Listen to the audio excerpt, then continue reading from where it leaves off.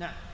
قل السائل: ظهر بعض دعاة الفتنة وتكلم ظهر بعض دعاة الفتنة أعوذ بالله وتكلم في إحدى تغريداته أن الإنكار العلني على ولاة الأمر من منهج السلف الصالح، فما رأيكم بهذه المقولة؟ أن الإنكار العلني على ولاة الأمر من منهج السلف الصالح. الحمد لله، الصلاة والسلام على رسول الله على آله وصحبه أجمعين. أما بعد، فهذا كذب على السلف الصالح رضي الله عنهم وأرضاهم. بل السلف الصالح رضي الله عنهم ملتزمون بحديث النبي صلى الله عليه وسلم، وهو قوله: من كانت عنده نصيحة لذي سلطان فلا يبديه علانية، ولكن ليأخذ بيده وليخلو به وليحدثه فيما بينه وبينه، فإن قبل منه فذاك فكان أدى الذي عليه. هذا هو نص الحديث. انظروا إلى قول النبي صلى الله عليه وسلم: من كان عنده نصيحة لذي سلطان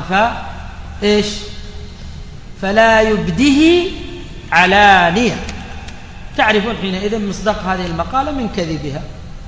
النبي يقول صلى الله عليه وسلم: فلا يبديه علانية، وهذا يقول الإنكار عليهم علانية من منهج السلف.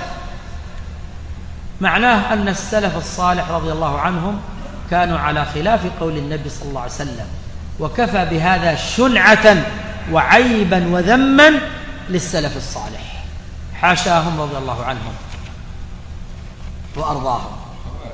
وإنما هذا دأب من لم يتأدب بالأحاديث النبوية ولا بمنهج السلف الصالح رضي الله عنهم جميعا.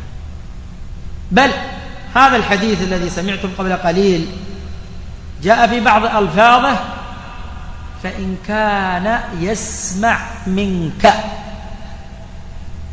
ما هو كل أحد يقول أنا أنصح السلطان، ما كل أحد يستمع إليه السلطان.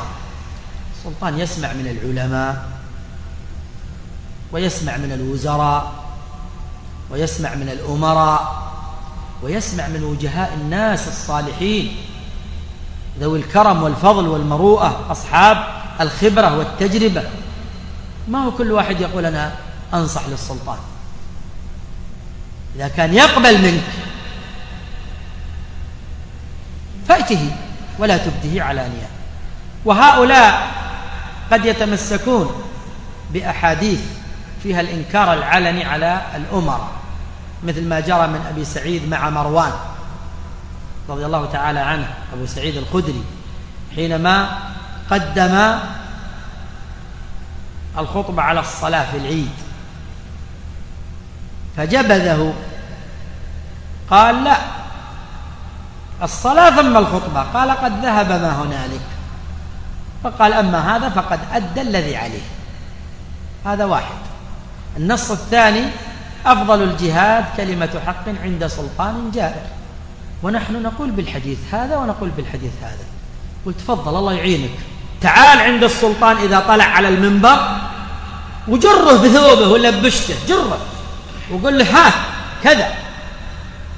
روح عند السلطان في محضره ومجلسه ومره وانهه. ما هو أمام الناس أبعد ما تكون عن السلطان. هذا هذا ينطبق عليه قول القائل: وإذا ما خلا الجبان بأرض طلب الطعن وحده والنزال. من ينزل؟ ما عنده أحد في الخلا الخالي، ولا يكون في أقصى البلاد ويلقي الكلمة ويخرج يتوارى من الشجاعة. هذا ما هو صحيح. وليعلم كما قال الإمام أحمد رحمه الله تعالى ورضي عنه أن السلاطين ليسوا كغيرهم، فالإنكار عليهم إنما يكون على سبيل الوعظ والتخويف، يخوفون بالله، ويلقى له الإنكار على سبيل الموعظة. قادم بين يدي الله، ستلقى الله جل وعلا: أيها السلطان خف الله في رعيته، الله سائلك عمن استرعاك عليهم، ونحو ذلك. قال الإمام أحمد: تدرون لماذا؟ انظر العلة: قال لأن السلطان بيده السيف والشيطان ينزغ. لو غزه الشيطان وقضى عليك بسبب سوء خطابك، من اللي تسبب فيه؟ أنت أيها المسيء في الخطاب. فالسلاطين لهم حقوق، والنبي صلى الله عليه وسلم يقول في الحديث الصحيح: السلطان ظل الله في الأرض، من أكرمه أكرمه الله، ومن أهانه أهانه الله. وهذا حديث صحيح. هيبة السلاطين يا إخوتي وأبنائي وأحبتي وبناتي كذلك المستمعات، هيبة السلاطين إذا ذهبت من القلوب اختل الأمن.